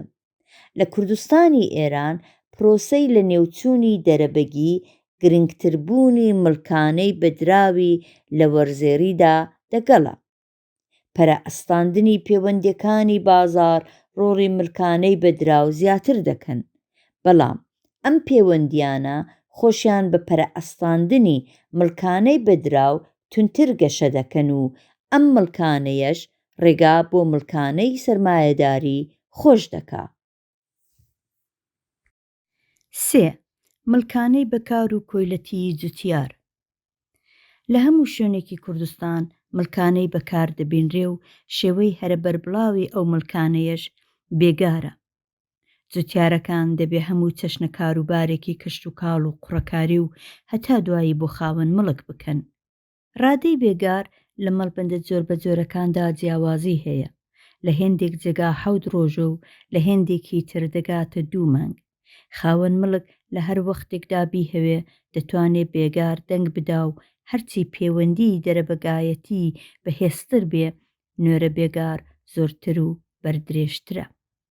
بۆیە لەو شوێنانەی پەیوەندی ئاڵوگۆڕیان تێدا پەیدا بووە، بە تایبەتی لە نزیک شارەکان، بێگار یان بە تەواوی هەڵگیراوە یان زۆر کەم بۆتەوە. لە حەسەناوە بێگار لەسەر جووتدا دەنرێ و بریتیە لە 7 ڕۆژەکاری جوتیار و 4 ڕۆژەکاری گوێدرێژێک لە ساڵدا. بێجگە لەوەش جوتیار دەبێت 2 ڕۆژ کار لە باخی خاوەن مڵکدا بکە. لەو مەڵبەندانە کە ئاژەڵداریان تێدا باوە، جوتیارەکان دەبێت تفاقی تەواو بۆ ئاژەڵ و پاتاڵی دەرەبەگ دابخەن. هەروەک لە سەرۆکانی لە مەڵبەندی لاجان دەبینرێ. لەو دێیە ئەگەر جوتیار حازر بێت توتن بکە کە قازانجی خاوەن مڵکی زۆر تێدایە، بێگاری زۆر کەم پێدەکەن و ئەگەر شەتڵ لەسەر خاوەن مڵک بێ کە ئەو دەمەش بەشی لە توتنەکە پترا، ئەوە جوتیار بە یەکجاری بێگاری لەسەر لا دەچێت. لە پەسوێ خاوەن مڵک دەیان هێکتار لە باشترین زەویەکانی دەکاتە تووتن و بە بێگار ڕەنێوی دێنێ. لە هێندێک مەڵبەندی دیکە وەک ورمێ جوتیارێکی تووتن بکە سێ یەکی بەرهەمی کشت و کاڵ لە باتی ئەوە وەردەگرێ. لە پەسوێ خاوەن مڵک دەیان هێکتار لە باشترین زەویەکانی دەکاتە تووتن و بە بێگار ڕەنێوی دێنێ. لە هێندێک مەڵبەندی دیکە وەک ورمێ جوتیارێکی تووتن بکە سێ یەکێکی بەرهەمی کشت و کاڵ لە باتی ئەوە وەردەگرێ. لە پەسوێ خاوەن مڵک جوتبەندەکان ناچار دەکا کە جێتووتنەکانی بە جووتی خۆیان بۆ بچێڵن، پاشان بە کرێکاری کشت و کاڵی ڕەنێویان دێنێ کە بەشێک لە بەرهەمەکەیان پێدەبڕێ. سەرەڕای ئەوانش خاوەن مڵک حەقی هەیە لە هاویندا هەر جوتبەندەی 40 ڕۆژ بێگاری پێ بکە. لە نەڵۆز لە مەڵبەندی شنۆ جوتبەندە ناچارە بێجگە لە زەوی خۆی 3 تا 5 هێکتار زەوی بە بێگار بچێڵێ کە پاشان ڕەشاییەکان ڕەنێوی دێنن. بێجگە لەوەش هەموو خزمەتێکی زەوی خاوەن مڵک لەسەر جوتیارەکانە. لە هەموو دێیەکانی کوردستانی ئێراندا خاوەن مڵک هەر کاتێک کەیفی لێبێ دەتوانێت جوتیارەکان بەرێتە بێگار. لە مەڵبەندی سەقز جوتبەندە ئەوەشی لەسەرە کە چەند ڕۆژ بە خۆی و جێدرۆژەکەیەوە کاری خاوەن مڵک بکا و هەر کاتێکیش خاوەن مڵک داوا بکە دەبێت لە زەوی ئەودا کار بکە. بەم جۆرە هەر کات خاوەن مڵک ویستی زەویەکەی بچێڵێ یا گەنمەکەی بدرێتەوە یا هەر کارێکی دیکەی کشت و کاڵی بکە جوتیارەکان لەسەر کار و کاسبی خۆیان هەڵدەپچڕێ و دەیان باتە بێگار و لە نان بەولاوە هیچ کرێیەکیان ناداتێ. لە هێندێک مەڵبەندی مەهاباد و سندوزدا چەشنە بێگاریەکەیە پێی دەڵێن بەندەوانی. لە خەلیفەلیان مەڵبەندی سندوز هەموو جوتبەندەیەک دەبێ بۆ ماوەی 4 مانگ پیاوێک بگرێ بۆ بەندەوانی و 880 کیلۆ گەنمی بداتێ. بەندەوان هەموو کارێک بۆ خاوەن مڵک دەکا، لە قوڕەکاریەوە بگرە تا پاککردنەوەی کارێز و هەتا دوایی. ژمارەی بەندەوانەکان لە گوندی قومقەڵا دەگاتە 6 تا 80 کەس. بەڵام ئەگەر جوتیار سێیەک بەری بکە بەندەوانی لەسەر هەڵدەگیرێ. هێندێک مەڵبەند بێجگە لە بەندەوانی چەند چەشنە بێگاری دیکەشیان هەیە. لە نێو عەشیرەتە نیوە کۆچەریەکاندا بێگاریان هەر نییە یان تەنیا هێندێک کاروباری ساکار و غاسانە. لەو مەڵبەندانەش کە خەڵکەکەیان هەر خەریکی ئاژەڵدارین وەک دەشتەبێڵ بێگار هەر نییە. ئاژەڵدارانی مەڵبەندی مەنگوڕ لە ناوچەی مەهابادیش هیچ چەشنە بێگاریەکیان لەسەر نییە. زۆر وەخت جوتیارەکان بۆ زۆر چەشنەکاری خاوەن مڵک و دەوڵەت بە بێگار دەگیرێن. هەروەک هەزاران جوتیار بۆ دروستکردنی شەقامە دەوڵەتیەکان بە بێگار گیراون. لەم دواییانەدا کە خاوەن مڵکەکانیش ترۆمبیلیان کڕیوە جوتیاران ناچار کراون ڕێگا بۆ ئەو ترۆمبیلانەش دروست بکەن. لە پەسوێ 18 کیلومتر ڕێگایان بە جوتیاران دروست کردووە و لە نەڵۆز 15 کیلومتر ڕێگایان بۆ ترۆمبیلی خاوەن مڵک پێلێداون. ئەو خاوەن مڵکانەی لە شاردا دەنیشن خانووی خۆشیان و خزمەکانیشیان بە بێگار دروست دەکەن. ئەگەر بمانەوێ بە کورتی چەشنەکانی کاری بێگاری دەستنیشان بکەین ئەو لیستەی خوارەوەمان دێتە دەست کە هێستاش ناتەواوە. 1. دروستکردنی خانوو و ڕێگا بۆ دەوڵەت و خاوەن مڵک. 2. پاککردنەوەی کارێزەکان و هەموو کاروبارێکی ئاودێری. 3. گواستنەوەی بەشە بەرهەمی خاوەن مڵک بۆ هەر کوێیەک بڵێ. 4. چێڵانی چەند پارچە زەویەک بێجگەلەوەی جوتیار بۆ خۆی ڕەنێوی دێنێ. 5. کۆکردنەوە و کێشانی تفاقی زستانی مەڕ و ماڵاتی خاوەن مڵک. 6. ڕەنێوهێنانی نزیکەی هێکتارێک زەویی خاوەن مڵک. 7. دەبێ هەموو جوتبەندەیەک 3-4 مانگ بەندەوانێک نان بدا بۆ کاروباری خاوەن مڵک. 8. بەخێوکردنی چەند سەر ئاژەڵ بۆ خاوەن مڵک. 9. ئامادەکردنی وڵاخی باری بۆ گواستنەوە هەر کاتێک خاوەن مڵک بیهەوێ. 10. کەسێک وڵاغی سواری هەبێ هەر کات خاوەن مڵک داوا بکە دەبێ وێی بدا. 11 کۆکردنەوە و هێنانەوەی ئاوردووی زستان بۆ خاوەن مڵک وەکدار کە جاری وایە چەند کیلومتر لە دێ دوورە یا تەپاڵە کە لە ڕێخی ئاژەڵ دروست دەکرێت. ئەو لیستە نیشان دەدا کە بێگار وەک گرنگترین پاشماوەی پەیوەندی دەرەبەگایەتی تا ئێستاژ لە کوردستاندا ماوە و کۆسپێکی ڕێگای پێشکەوتنی وڵاتەکەیە کەوابوو لە نەزمی ملکانەی بەشتومەکدا زێدەوەخت زۆر کەمە و جوتیارانی کوردستانی ئێران لەبەر بێگاری زۆر وەختی ئەوەیان نییە زێدەکار بۆ خۆیان بکەن. ئەو هەلوو مەرجانەی باسمان کردن دەبنە هۆی نزمبوونی بەرهەمی کشت و کاڵ و بەسرانەوەی جوتیار بە خاوەن ملک و تاڕادەیەک لە جێخۆوەستانی پەیوەندیەکانی وەرزێڕی کە ئەوەش دەبێتە کۆسپی پەیدابوونی جیاوازی لە نێو چینی جوتیاردا. نەزمی بێگاریش سەرڕای ئەو هەموو چەوسانەوەیە یارمەتی خەباتی چینایەتی لە لادێ دەدا. جوتیارەکان هەر وەک کۆیلەکان دەبێ ئەم پیتاکە زیادیانە بەشتومەک یان بەدراو بدەن بە خاوەن مڵک. 1 مەرانە کە بریتیە لە 10 قڕان یا ڕادەیەک ڕۆنی کەرە بۆ سەرێک مەڕوو بزن. 2 فروجانە کە ساڵێ 5 تا 10 مریشکە. 3 هێلکانە ژمارەیەک هێلکە کە بە جۆرەی فەسڵ دەگۆڕێ. 4 تەپاڵانە 200 تا 500 تەپاڵەیە. 5 ڕۆنانە 2 تا 16 چیلۆ ڕۆنی کەرەیە. مەردارەکان دەبێ خوری و پنیر و شتی تریش بدەن. 6 گوریسانە کرێی گوریسە کە دەکاتە 50 قڕان. 7 میوانانە کاتێک ئاغا یان نوێنەرەکەی میوانیان هەبێ کە لە کوردستانی جێکجار زۆرە جوتیار دەبێ میوانانە بدە کە یان دراوە یان شتێکی دیکەیە. هەروەها دەبێ لە دامەزراندنی میوانەکان و بەخێوکردنی وڵاخی میوانەکانیشدا بەشدار بێ بەڵام خواردنی میوانەکان لەسەر خاوەن مڵکە. 8 جێژنانە هەموو جێژنێک بە تایبەتی ڕەمەزان و قوربان جوتیارەکان دەبێ دیاریەک بە ناوی جێژنانە بۆ خاوەن مڵک بەرن. 9 سەرخۆشانە کاتێک کەسێکی خاوەن مڵک بمرێ دەبێت دیاریەک بە ناوی سەرخۆشانە بدەن.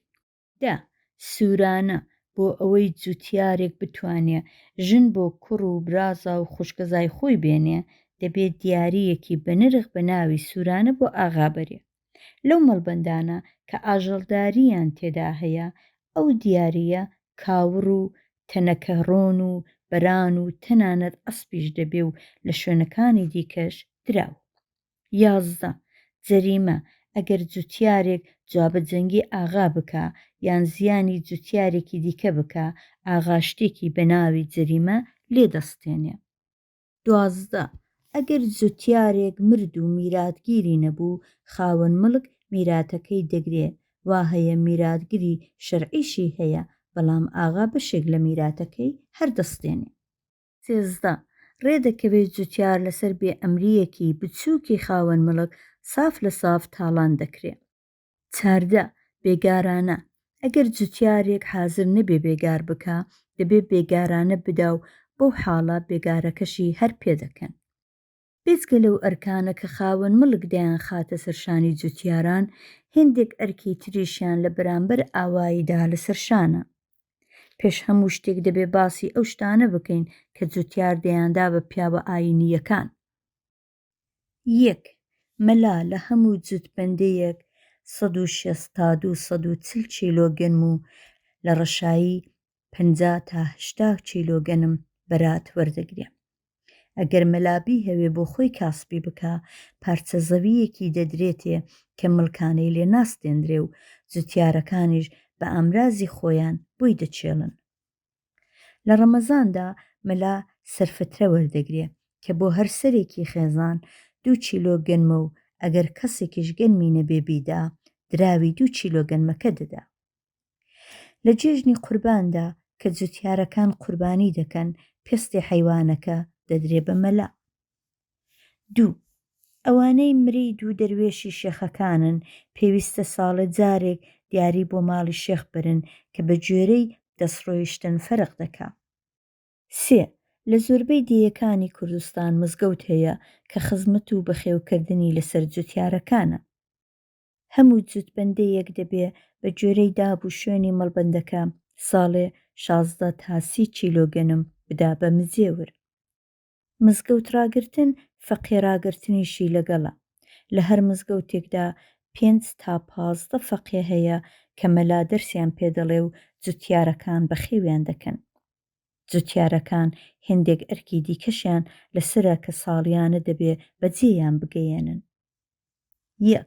80 تا 320 کیلۆگەنم دەدەن بە دێهبان کە نوێنەری ڕسمی دەوڵەتە و زیاتر خزمەتی قازانجی خاوەن مڵک دەکا، هەر بۆیەش خاوەن مڵک بۆ خۆی پەیتاکەکەی بۆ دەستێنێ. 2. 50 تا 160 کیلۆگەنم دەدەن بە کوێخا کە حەکەمێکی خۆوڵاتیە و لە ڕاستیدا دارەدەستێکە بۆ ئەو خاوەن مڵکەی دایدەنێ. بەراتی کوێخا لە مەڵبەندەکانی کوردستاندا فەرق دەکات. 3. 16 تا 80 کیلۆگەنم دەدەن بە گزیر کە بەرپرسی ڕاگرتنی داب و شوێن و نیزام و ڕێکوپێککردن و خاوێنکردنەوەی کارێزەکان و ئەو چەشنە کاروبارە هەرەوە زیانەیە. ئەویش بە زۆری لە کوردستان دەبێتە چاوەدێری کەری خاوەن مڵک لەسەر جوتیاران. 4. لە هەر پارچە زەویەک دەبێ 20 کیلۆگەنم بدەن بە سەرکار کە بەسەر خلە و خەرمان و بەشکردنی بەرهەم ڕادەگا. لە هەندێک جێگا سەرکار نییە، کوێخا جێگای دەگرێتەوە و پاداشێکی ژوەر دەگرێت. بەڵام ئەگەر سەرکار دیاریکرا چ بۆ خۆی ئەرکەکەی بەجێبێنێ و چ کوێخا یا یەکێکی تر خاوەن مڵک 20 کیلۆگەنمەکە لە هەموو پارچە زەویەک وەردەگرێت. 5. شەرتە شوان کە بۆ بزن و مەڕ 2 کیلۆگەنم و بۆ ڕەشە وڵاغ 4 کیلۆ و بۆ یەک سن 16 کیلۆیە و دەدرێ بە شوان و گاوان. ئەمانە ئەو کارانە بوون کە جوتیارانی کوردستانی ئێران بە جۆرەی داب و شوێنی وڵات دەبێت جێبەجێیان بکەن. زۆربەی ئەو ئەرکانە لە هەموو مەڵبەندەکاندا هەن، بەڵام هێندێکیان هەر لە هێندێک ناوچەدا دەبینرێن. دیارە لەو شوێنانەی پەیوەندی دەرەبگایەتیان تێدا بەهێزە، مەودایان زیاترە و ڕادەکەشیان پترە، وەک لە مەڵبەندی لاجان. لەو جێیانش کە پەیوەندی دەرەبگایەتی بێهێزە و لەو شوێنانە کە خەریکە پەیوەندی سرمایەداری پەرەبستێنێ چارچێوەیەکی تەسکتریان هەیە. بەڵام لەگەڵ ئەوەش ئەو ئەرکانە بەگشتی لایەنێکی گرنگی پەیوەندیەکانی وەرزێریی کوردستانی ئێرانن. لە گوندەکانی کوردستاندا دیاردەیەکی دیکەش هەیە کە پەیوەندی بەو نەزمە دەرەبگایەتیەوە هەیە کە لە پەیوەندیەکانی کشت و کاڵدا لە گۆڕێدایە. مەسەلێکی کوردی دەڵێ ئەگەر خاوەن مڵک دێیەکی هەیە ڕایەت 100 دێی هەیە، یانی ڕایەت دەتوانێت بە ئازادی لە دێیەکەوە بار بکا بۆ دێیەکی تر. لەو بارەیەوە زاراوەی خۆشنشین بەکاردەبرێت کە مەبەست ئەوەیە جوتیار دەتوانێت بە کەیفی خۆی جێگایەک بۆ دانیشتن هەڵبژێرێ و بە خۆشی تێیدا بژی. بەڵام دەبێ ئەو زاراوەیەش و مەسلەکەی پێشەوەش لەو بارەیەوە چاو لێ بکەین کە ئاواتی جوتیارانن، نەک ئەوە کە گوایە بەڕاستی وایە. جوتیاران بەکردەوە لە بارکردندا ئازادی تەواویان نییە. بزانین چ شتێک دەبێ بە کۆسپی ئەوەی جوتیارەکان بە ئازادی بار بکەن. لەو مەڵبەندانەدا کە پەیوەندی عەشیرەتگەرییان تێدا بەهێزە، جوتیار ناتوانێت ئەرکی سەرشانی خۆی لە بەرامبەر عەشیرەت و دێیەکەیدا بەلا بنێ و بێجگە لەوەش لە دڵی نابێتەوە لەو دێیە بار بکە کە پشتاوپشتی لەوێ بڕاوەتەوە. ئەمجار هێندێک هۆی ئابووریش لەوەدا تەئسیریان هەیە. جوتیار چەند پشتە لە دێیەک دەژی و حەقی داچاندنی زەوی و بەکارهێنانی ئاوی هەیە و بەشێکی لەو دار و درەخت و ڕەز و باخەدا هەیە کە بۆ خۆی ناشتوویەتی. ئەگەر لەو دێیەش بار بکە هەموو ئەو حەقانەی دەفەوتێن و لە دێیەکی تریش زەحمەتە ئەو حەقانەی چەندکەون. پاشان زۆربەی وەخت جوتیار بە خاوەن مڵک قەرزدارە و لەبەر ئەوەی ناتوانێت قەرزەکەی بداتەوە ناچارە لە دێیەکەی وەمێنێ و ئەوەش ڕێگایەکە کە هەمیشە خاوەن مڵک بۆ زیاتر چەسانەوەی جوتیار کەڵکی لێوەردەگرێ. هێندێک هۆی نائابووریش لەو بارەیەوە تەئسیر دەکەن، وەک ئەو زەبر و زەنگە کە خاوەن مڵک و ژاندەرمە و قانونەکانی دەوڵەت و هەتا دوایی بەکاری دێنن کە هەمویان ئازادی جوتیار کەم دەکەنەوە و زیاتر ناچاری دەکەن بە زەویەوە ببەسترێتەوە. بەهار باشترین فەسڵە بۆ ماڵبارکردنی جوتیار، چونکە تفاق و ئاوردووی زستانی خۆی تەواو کردووە و لە جێگای تازەشی بە هاسانی دەتوانێت پەیدایان بکە.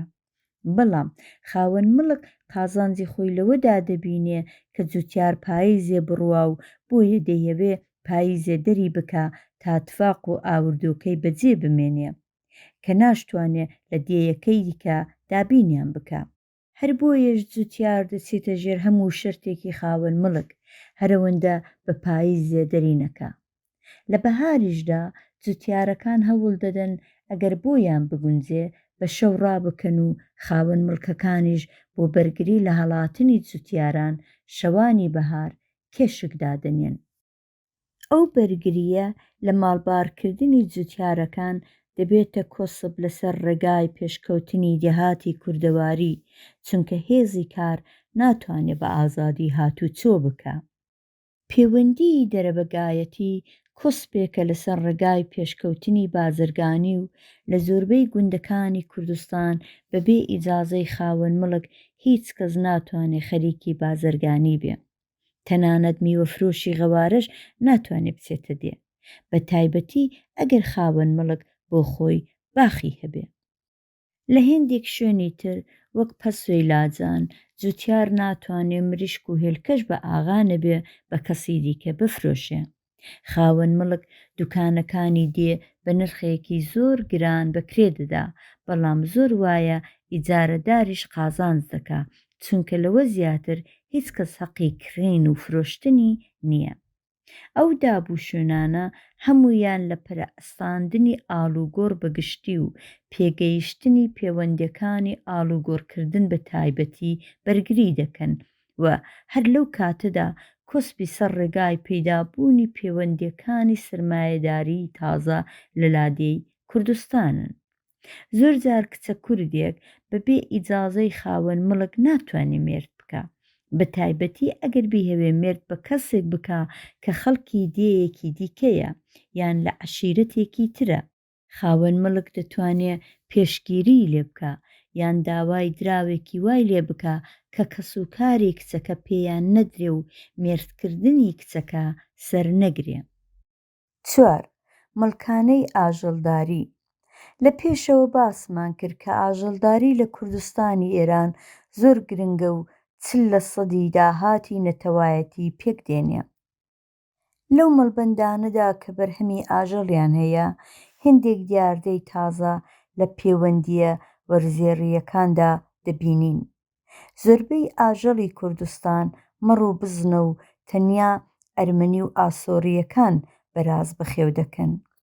ئەو پارچە مەڕە گەورانەی لە هەموو ناوچەکانی کوردستان دەبینرێن هەموویان هی خاوەن مڵکە گەورەکان و دەرەبەگ و سەرۆک عەشیرەتەکانن و هۆیەکەشی ئەوەیە کە لە وەرگەی باشیان هەیە زۆر خاوەن مڵکی گەورە دەبینین کە 1000 تا 20,000 سەر مەڕ و بزن بەخێو دەکەن. سەرژمێریەکانی کوردستانی ئێران نیشان دەدەن کە 6% دانیشتوانی لادێ 6 ملیۆن سەر مەڕ و بزنیان هەیە و لەبەر ئەوە کە کوردستان بە هەموویەوە 10 ملیۆن سەری لێیە مانای ئەوەیە 60% هی ئەوانە، لە کاتێکدا زۆربەی خێزانەکانی لادێ 5 تا 10 سەر ئاژەڵیان هەیە، هەر خاوەن مڵکەی زیاتر لە 1000 سەری هەیە. لە مەڵبەندی سەقز هەرچەند ئاو و هەواکەشی باشە زۆربەی جوتیارەکان لە چەند سەرێک زیاتر ئاژەڵیان نییە. دیارە لە مەڵبەندەکانی دیکەش هەروایە. نوعی ئاژەڵی جوتیاریش لەگەڵ هی خاوەن مڵک لێک جیایە، چونکە جوتیارێکی نەدار کە ژیانی ماڵ و منداڵی خۆی بە چاکی پێدابین ناکرێ ناتوانێ جسنە ئاژەڵی باشیش پەروەردە بکە. چاوپێداخشانێک لە هەموو دێیەک بە هاسانی دەتوانین ئاژەڵی خاوەن مڵک و جوتیارەکان لێک جیا بکەینەوە، بە تایبەتی لە ئاژەڵی شاخداردا. ئەمە ڕاستبوونی نەزەرەکەی لەنین نیشان دەدا کە دەڵێ ئاشکرایە کە جوتیارێکی نێوەندار کە زەویەکی بێکەڵکی بەدەستەوەیە و لە هەموو بارێکەوە لە زنجیری کۆیلەتیدایە ناتوانێ جسنە ئاژەڵێکی کەمێک باش بەخێو بکە، چونکە کاتێک وەرزێر برسی بوو کە بۆیەش نابێ بە وەرزێری دابنین بێگومان ئاژەڵەکەشی برسی دەبێ. مەڕی عەشیرەتە نیشتەجێ و نیوە نیشتەجێیەکان شوانی بۆ دەگیرێ کە هەر کەسە بە گوێرەی زۆری و کەمی ئاژەڵەکەی شەرتە شوانی دەداتێ. بێجێ نییە کە بگوترێ شوانی لە کوردستان کارێکی زۆر گران و پڕمەسئولیەتە، چونکە چیاکانی زۆر سەختن و دڕەندەشیان زۆرە. شوانێک 200 تا 500 سەر مەڕ و بزن بەخێو دەکا و ساڵێک 10 تا 14 سەر ئاژەڵی دەدەنێ. لە مەلبەندی سندوس شوانێک ساڵێ 3000 تا 5000 قڕاندراو و شەکەمەیەک و 2 خوری و نان و بەرگی وەردەگرێ. لەبەر ئەوەی لە وەرگە نییە زۆر جار خاوەن مڵک خانوو نادا بە مەڕداری گەورە، هێندێک جار جوتیارەکانیش کە ئاژەڵیان هەیە ناچارن خەرجێکی زۆر بدەن بە خاوەن مڵک، بۆیەش ئاژەڵێکی کەم نەبێ نییانە و لەبەر ئەوەشە کە پلەی ئاژەڵداری وەک هەموو کاروبارێکی وەرزێری لە کوردستان زۆر نزمە. بە کوردی دەتوانین بڵێین هەم لە وەرگەکان و هەم مێگە لە مەڕەکان زۆربەیان هی خاوەن مڵکەکان و لە وەرگەکان کەمیان هی دەوڵەتن کە ئەویش پوشانەیەکی زۆر لە ئاژەڵداران دەستێنێ. لە نێو عەشیرەتە نیوە کۆچەرەکاندا کە مەڕ و ماڵاتیان زۆرە پەیوەندیەکی هەرەوەزی تایبەتی هەیە کە پێی دەڵێن هۆبە و لەبەر ئەوەی هێندێک لە ڕۆژهەڵاتناسەکان ئەو دیاردەیان زۆر بە گرنگ داناوە بە پێویست دەزانین هێندێک لەسەر بنچینەکانی ئەو دیاردەیە بدوێین. لە کۆتایی سەدەی 19 و سەرەتای سەدەی 20دا کە عەشیرەت و پەیوەندی عەشیرەتگەری و ژیانی کۆچەرایەتی پێی نایە قۆناغی هەڵوەشان و لەبەریەکچوون، هۆبە پەیدا بوو و بوو بە پەیوەندیەکی گرنگ لە نێوان ئاژەڵداراندا. هۆبە لە کۆبوونەوەی ژمارەیەک لە ئاژەڵدارانی دێیەک یا چەند دێ پێک دێ کە بەهاران بۆ ئاژەڵ لەوەڕاندن دەچنە کوێستان و هاوینێ لە کوێستان دەمێننەوە و پاییزێ وێکڕا دەگەڕێنەوە و دەچنەوە بەردەستی گەورەترین ڕدێنسپی ئەو هۆبەنشینانە کە پێی دەڵێن سەرهۆبە یا سەرخێڵ. دیارە هاوکاری نێوان هۆبەنشینەکان تەنیا لە چوارچێوەی مەڕ لەوەڕاندندایە و کارەکانی دیکە وەک مەڕدۆشین و پەنیر دروستکردن و خوڕی بڕینەوە و هەتا دوایی هەر کەسە هی خۆی دەکا. ئەندامەتی هۆبە بە دڵخوازە و بۆ هەموو مەڕدارێک ئازادە و هۆبە پەیوەندی بە سەرتیرە و عەشیرەتەوە نییە، چونکە پەیوەندی عەشیرەتگەری شەرتێکی پێویستی ئەندامەتی هۆبە نییە. پاشان وەک باسمان کرد هۆبە تەنیا ڕێکخراوێکی کاتیە و پەیوەندی نێوان ئەندامەکانیشی هەر شتێکی کاتیە، چونکە ماوەکەی تەنیا 6 تا 8 مانگە، یانی لە هەوڵی بەهارەوە تا پاییز. ئەساسی پەیدابوونی هۆبە ئەوەیە کە جوتیاری ئاسایی کە ئەو پەڕەکەی 20 سەر ئاژەڵی هەیە ناتوانێ بەتەنێ لە وەرگە بە ئیجارە بگرێ، چونکە لە وەرگەکان بۆ سەدان سەر و تەنانەت بۆ هەزاران سەر مەڕ و بزن بە ئیجارە دەدرێن، بۆیە جوتیار ناچارە ڕەگەڵ خێڵ جۆڵ بکەوێ و پاشان چەند خێڵ وێک دەکەون و هۆبەیەک پێک دێنن. هۆیەکی تریشی ئەوەیە کە جوتیار ناتوانێت بە تەنیا ئەو ئاژەڵە کەمەی خۆی بەرێتە چێو و دەچێتە پاڵهۆبە کە 15 تا 20 تاوڵ یا زیاتری تێدا کۆ دەبێتەوە. سەرهۆبە هەموو ئەندامەکان وەک یەک تەماشا دەکا و لە هەموو ئەندامێک بە پێی ژمارەی ئاژەڵەکەی خەرج دەستێنێ. ئەگەر زۆربەی هۆبەکە لە عەشیرەتێک بێ، سەرۆکی ئەو عەشیرەتە دەبێتە سەرهۆبە و ئەگەرنا دەوڵەمەندترین ئەندامی هۆبە دەبێتە سەرهۆبە. یانی سەرهۆبە تەنیا ڕدێنسپی نییە، بەڵکو هێندێ ئیمتیازی تایبەتی هەیە. وەک ئەوە کە ئەندامانی هۆبە بۆ خزمەتی مەڕووماڵاتی خۆی بەبێگار دەگرێ و هۆبەنشینەکان بە گوێرەی دەستڕۆیشتن خەرج دەدەن و لە کاتی میوانداریدا دیاری بۆ دەبن.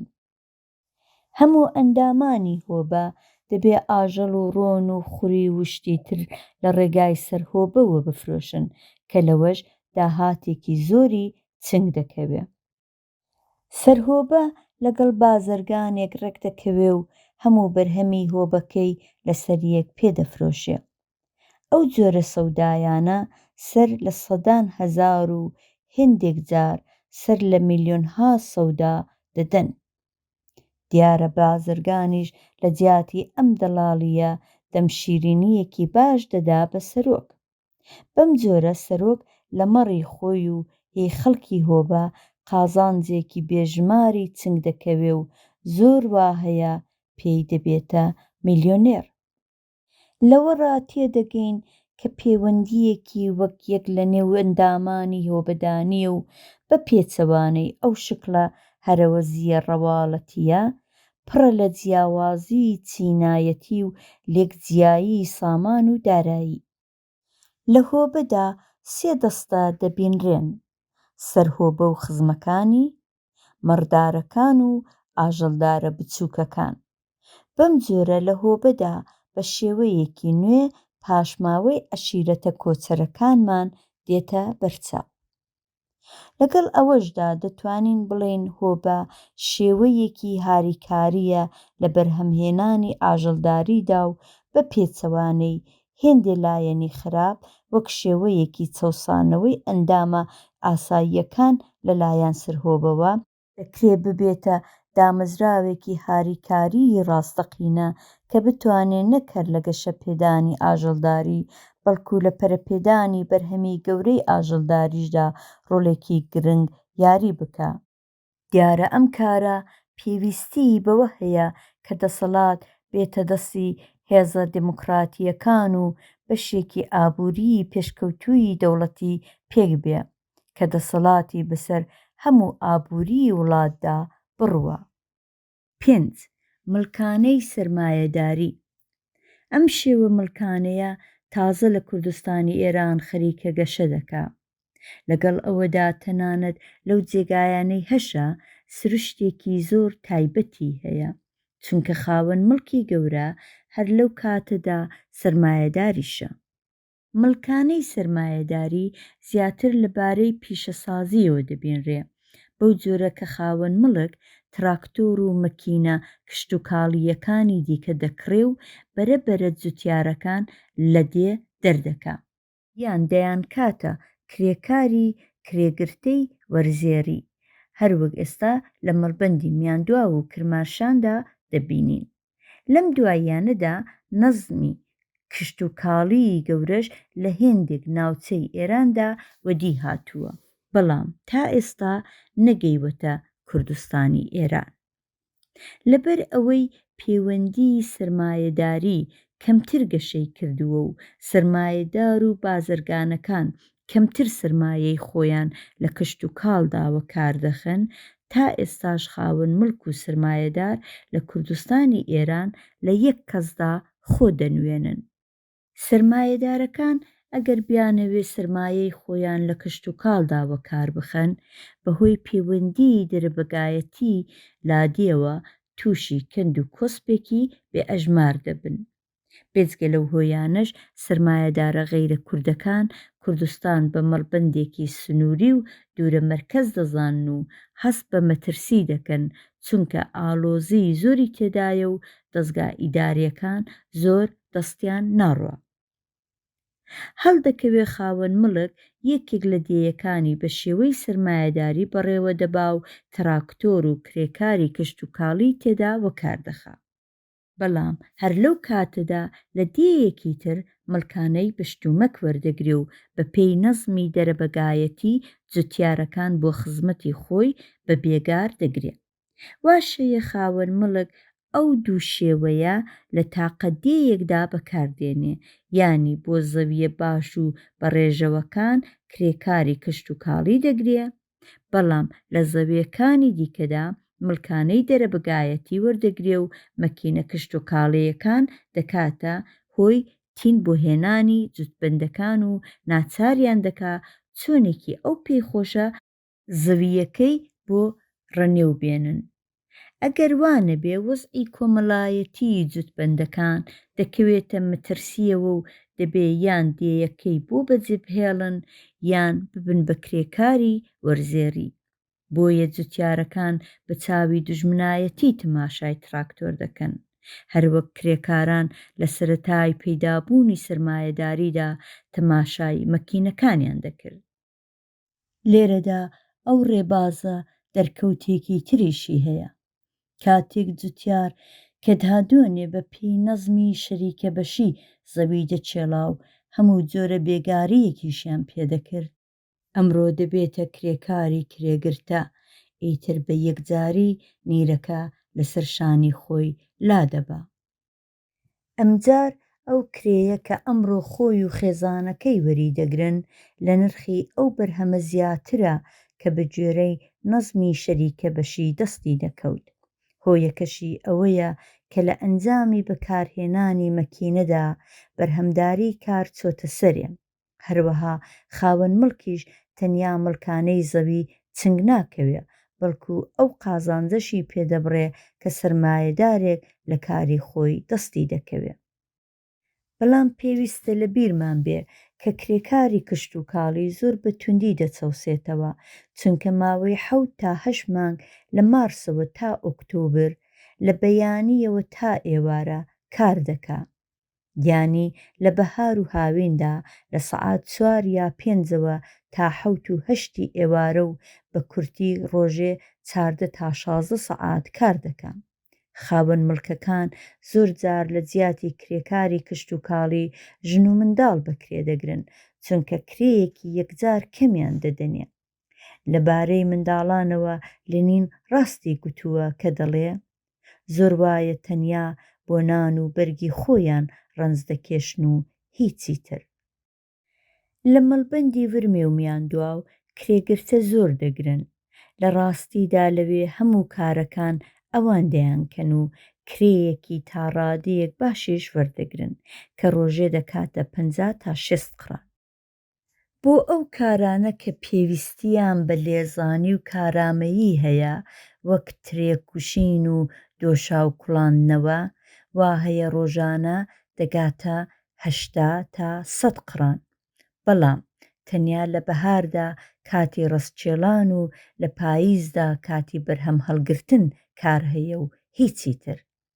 لەو دوو مەڵبەندەدا کە بە دەوڵەمەندترین مەڵبەند دەژمێردرێن، کرێکار کەمە و لە ناوچەکانی دیکەوە کرێگرتەیان بۆ دێ و پاش تەواوبوونی کار بە دراوێکی کەمەوە دەگەڕێنەوە دێیەکەی خۆیان، بەڵام ئەو دراوە کەمەش بۆ ئەوان زۆرە. ئەو ڕاستیەمان باشتر لە مەسەلەی کەتیرەکەرانەوە بۆ دەردەکەوێ کە لە شوێنی زۆر دوورەوە و بە زۆری لە کرمانەوە دێن کە 2000 کیلومتر لە کوردستان دوورە. ئەو کرێکارانە لەلایەن شرکەتە بازرگانیەکانەوە بەکرێ دەگیرێن و کرێیەکی کەم و بەشێک لە بەرهەم وەردەگرن. دیارە ئەوانە لە مەڵبەندەکانی خۆیان هیچ کارێکیان چنگ ناکەوێ، دەنا 2000 کیلومتر بە دوای کار نەدەکەوتن. ئەو بە دوای کارداگەڕانەی لەو مەڵبەندانەدا بۆ تەباو بارێکی پێشکەوتنی کشت و کاڵیش دەگەیەنێ. چونکە یەک ئەوانە دەچنە مەڵبەندێک کە کرێیەکی زیاتریان چنگ دەکەوێ وەک کرێگرتەیەک حاڵیان باشترە. دوو، بە دوای کارکەوتن شێوەکانی زۆرداری بە کرێگرتن و کرێکاریکردن تێکدەدا.